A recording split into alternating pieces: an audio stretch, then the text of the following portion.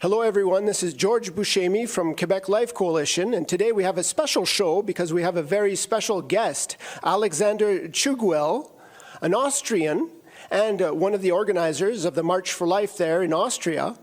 And he's the one who has unveiled himself today as responsible for throwing the Pachamama idols into the Tiber, those idols that were present and that desecrated St. Peter's and other churches in Rome.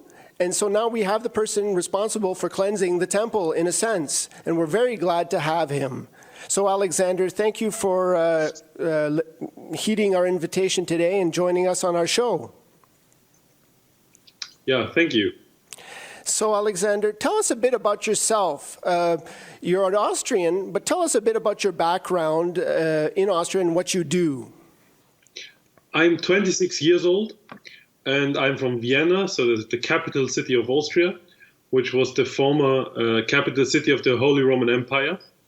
And in Vienna, I was raised a Lutheran, but when I was 15, I converted to the Catholic faith. So it's now 10 and a half years ago. And since my conversion, I tried to get very much into the pro-family fight, and recently, within the last years, also the pro-life fight. And yes, this year I got married. And I'm working currently as I'm a student of history, and I'm working as a PR consultant.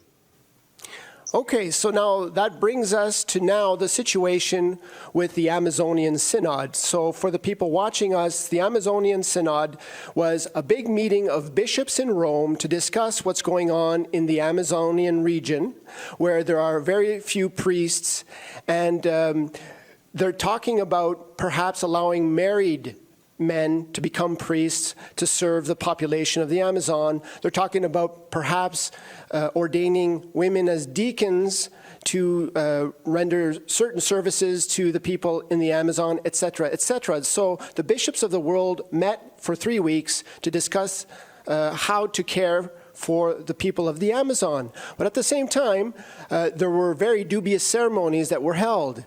And one of these ceremonies involved what has become known as the Pachamama idol, which is a wooden statuette of a naked woman who symbolizes life and fertility and so on and so forth. And some people consider that as an idol of Mother Earth or Gaia.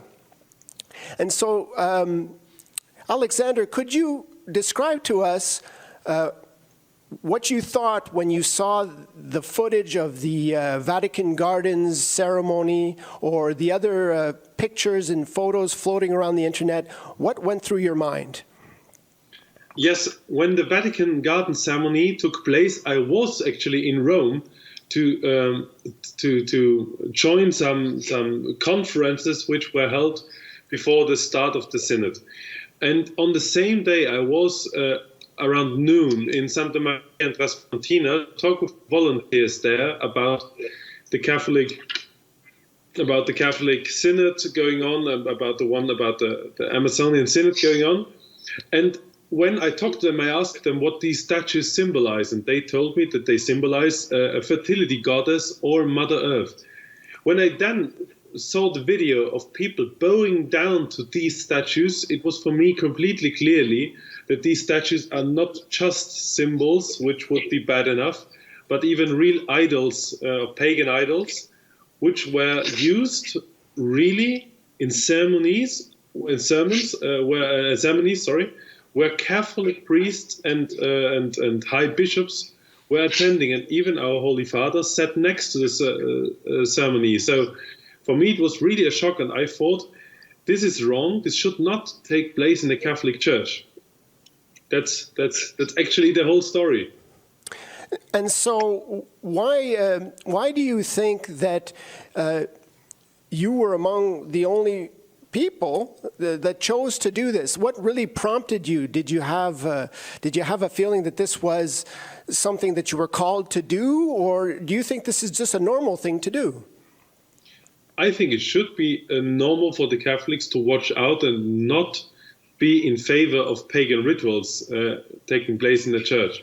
But of course, no, I think it was, I talked about this with a few friends, and I even asked the priest and my wife what they think about it. And at the end, they encouraged me.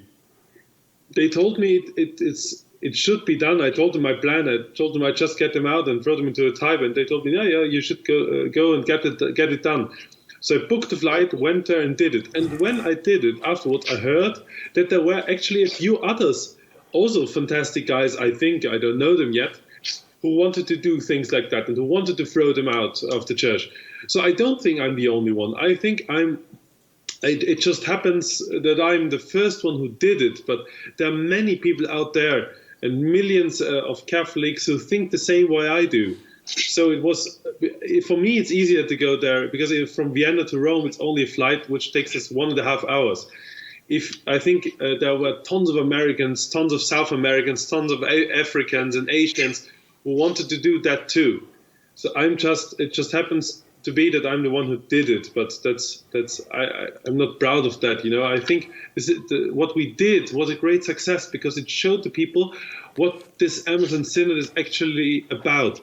And so they really try to inform themselves and try to inform who are the Pachamamas, what is happening there, what is the Synod even about, what is standing in the working document of the Synod, what is now in the end document of the Synod. So we managed to get the focus of the Catholic media and the Catholic people on this Synod. And I think it is a big help for our Holy Father, who now knows what the Catholic laymen think and what the Catholic people think out there. Not only what those bishops think, who clearly had an agenda behind that. Right. So now you may have heard that the Holy Father apologized to those who could have been offended by this gesture of throwing the idols into the Tiber. What would you answer to those who say, well, this is very insensitive because these people really venerate this object, and it symbolizes something very important to them. How can you be so insensitive to these people? How would you respond to that? The first answer is, when I was in the church, I talked to people from Brazil. The Pachamama symbol is a symbol from the Andes. And those Brazilians I talked to are not living in the Andes. They're living completely on the other side of South America. So the point is that even though this symbol might be important for some people, I know, and I really tried to get well informed on that in the Amazonian regions, all the different tribes which still live in the pagan way they used to live have other symbols and different symbols. So these Pachamama idols are really symbols of this new Amazonian-faced church. And I think that this Amazonian-faced church has no place within the Catholic Church. So I think everyone could understand that I did not do it to upset someone. I did not do it to upset someone. I did it to follow Christ, and Christ told us you can only come to his Father through him, and you can only come to in heaven if you're getting baptized. So as long as I hear that this Amazonian religion is something which should be accepted by the church within the church, and it does not baptize the people, and it gives the clergy completely different rules which are not upon our tradition and what Christ told us, and they ignore parts of the gospel and so on. As long as this is taking place, I think there are tons of reasons to get those statues out of the Catholic Church. So I don't want to upset anyone. Right. Okay, so now you mentioned a church with an Amazonian face. A theme of the Synod is to not only tend to the people of the Amazon, but to the universal church at large and give the whole church an Amazonian face. Now, it seems that there's an agenda. And do you have any idea or thoughts about what this agenda could be for the church at large? What's the end goal? Yes, there are many different ideas behind that. If you look closely on what happened before the Synod and during the Synod, you will see that, for example, our Holy Father gave a speech where he told us to obey the United Nations. So this is just one of the reasons I heard, and I know it also quite well, that some high staff of the United Nations is frequently in the Vatican and talks to our Holy Father. So I think there is a good connection. If you look at this, you will find two paths. You will find a religious part of the Amazonian Synod, which is about married clergy and women clergy and all of that. So all the fights which are already won within the Catholic Church. So since it was in the past always clear that there cannot be women ordained as priests because Christ didn't create his church this way. So it's not possible for us. And there are many popes and many councils who made that clear. And the last one was John Paul II, who made it really clear that you cannot change this anymore. So you see that these religious aspects are typical liberation theology aspects. And that's also the reason why at the Synod you saw all those pictures of the liberation theologians standing in the first row and are being used within the Synod. So they try to reinvent something which was already abolished by the Church and which was actually forbidden by the Church. So that's the religious point. And there are many clergymen out there, many bishops and cardinals, who can explain that to you way better than I do. For example, His Excellency Monsignor Schneider or His Eminency Cardinal Berg, they did wonderful talks and scriptures about that. And on the other side, there's on the other hand, there's the political side. The political side which tells us that we now have obeyed the whole climate ideology.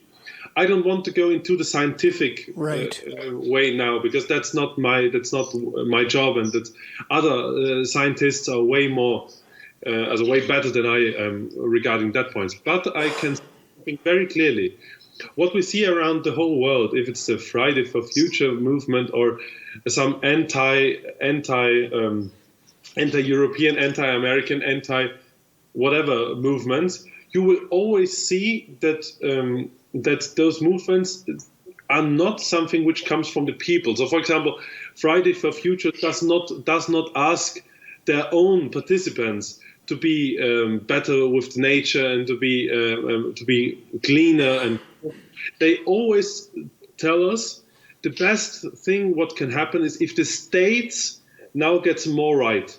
So the state should get more rights, but not the state himself. So not, for example, Austria or Germany or Canada where you live, but also the kind of globalist groups like the European Union or the United Nations.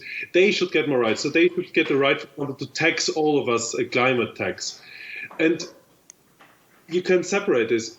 It does not matter what happens on a scientific base, but it is not right and just to ask a country to give his sovereignty up to another country if it comes to these important questions about how we should live our lives. Right. Just imagine a family father and you go to him and tell him, please now give me all your sovereignty over your whole family. Every good family father had to say, no, that's not possible. So the Church got involved in things like that, and they even ask for it. They tell us, you have to obey the United Nations, and the climate change is very important. And the Pope, Holy Father, accepted Greta Thunberg visiting him. So you see that there is a clear agenda behind that. And we want to point out that agenda, and we want to show the people that the Catholics understand that and do not want that to happen within the Catholic Church. We do not want that. So you're seeing, in other words, a globalism politically pushed by a new religion that's globalist as well. So a new religion to accompany this globalism that's emerging. Yes, exactly. That's the point. So you see the Church with an Amazonian face is nothing else. That's the reason you were completely right when you told me before that this is not only an Amazonian thing, it, of course, is for the whole Church. The Church with an Amazonian face is now the idea to annihilate everything. So everyone, it does not matter what you believe. It's the same like with the Abu Dhabi meeting. Right. It does not matter which religion you are. Everyone is good, everything is nice, and Jesus was a very nice person and kind of a hippie. But that's not what I think.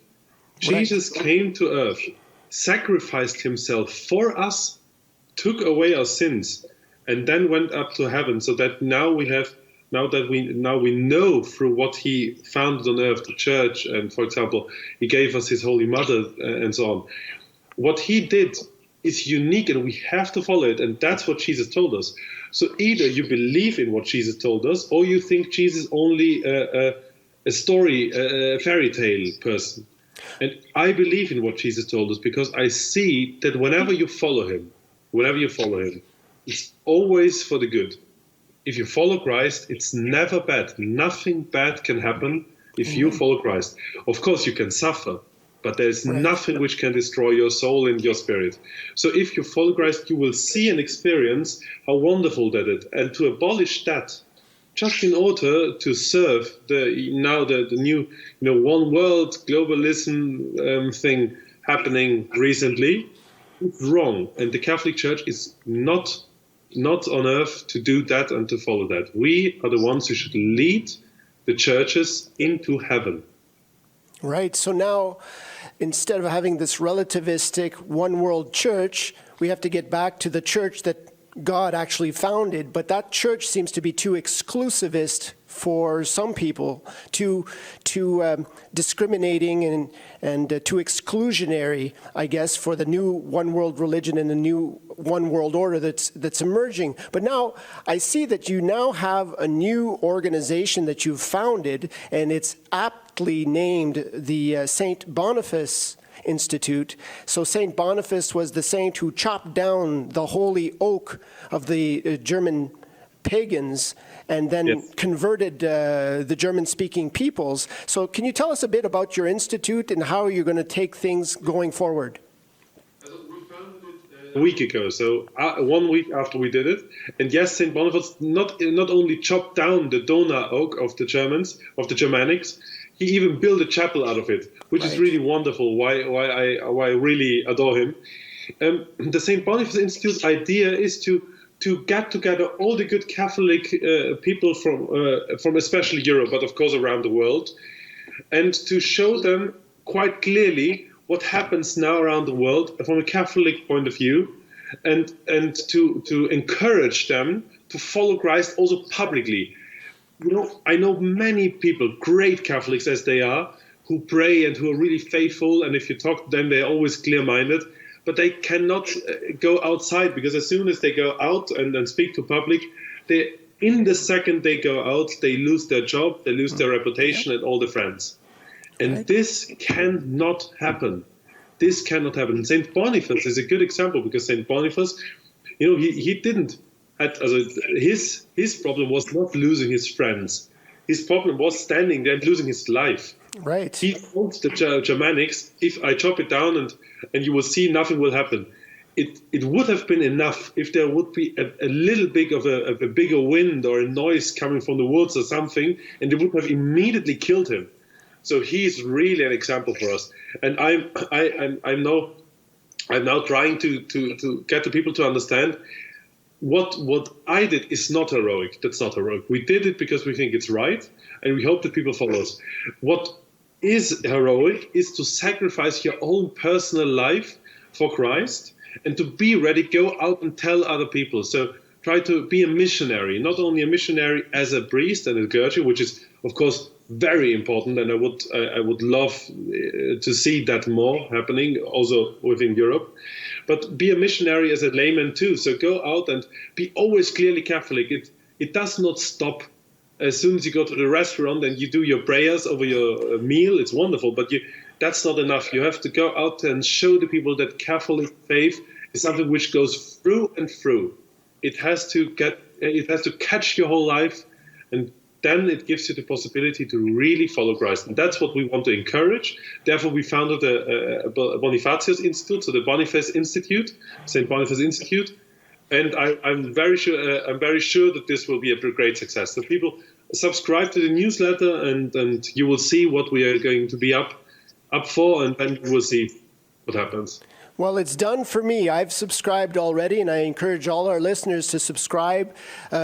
We'll put on the website the exact address in the comment section or in the description underneath the video when we publish the video. And so, Alexander Chugwell, I hope I'm pronouncing that correctly. If not, I'm sorry. But Alexander, thank you very much for talking to us today. God bless you. Thank you for your heroic gesture. I know when I saw those Pachamama idols being thrown in the Tiber, I was immensely overjoyed at seeing that. I thought, wow, there's a Catholic in Rome. I was so glad to see that. So thank you very much, and God bless you. Thank you for all the support, and thank all the people out there for all the prayers and all the support. It was really wonderful to know that millions of Catholics stand behind us and next to us in one row, and we all fight for Christ and we all want to follow Christ. Thank you very much. God bless you and your work. Amen. God bless. So that was Alexander Chuguel, the Austrian who went to Rome and threw the Pachamama idols into the Tiber. So thank you for listening, and God bless. Until next time.